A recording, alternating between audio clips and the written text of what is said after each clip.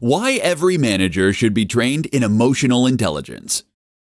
Emotional intelligence, EQ, is a quotient used to measure how in touch someone is with their emotions.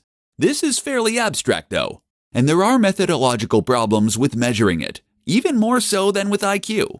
But while that's true, it is also widely accepted that EQ is something that exists, and that is extremely important when it comes to taking charge and instructing your followers. It's something that every manager should be trained in. To illustrate this point, consider a real-life example of someone who was put in a leadership with poor emotional intelligence. This person was an editor whose job it was to read through writing from journalists, and then to make corrections ready to print.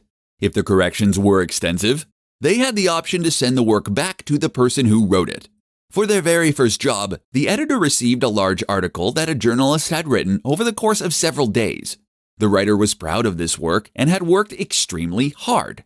But the editor found several faults with the formatting, the grammar, and more. So what they did was to make a public example of the writer.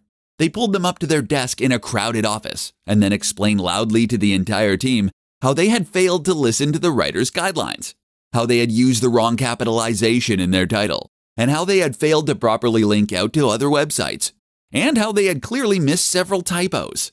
They made no mention of the many positive points of the article, and they were rude about the overall quality.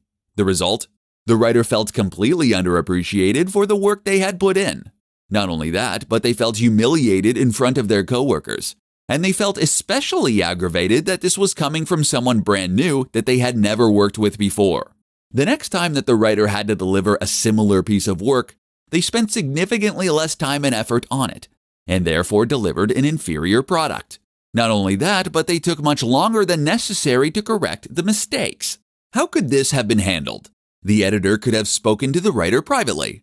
They could have started by thanking the writer for their work and pointed out some of the qualities that made it a great piece of work.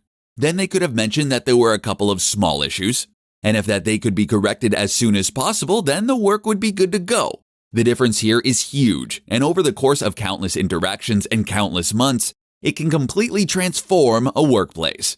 EQ is critical to leadership.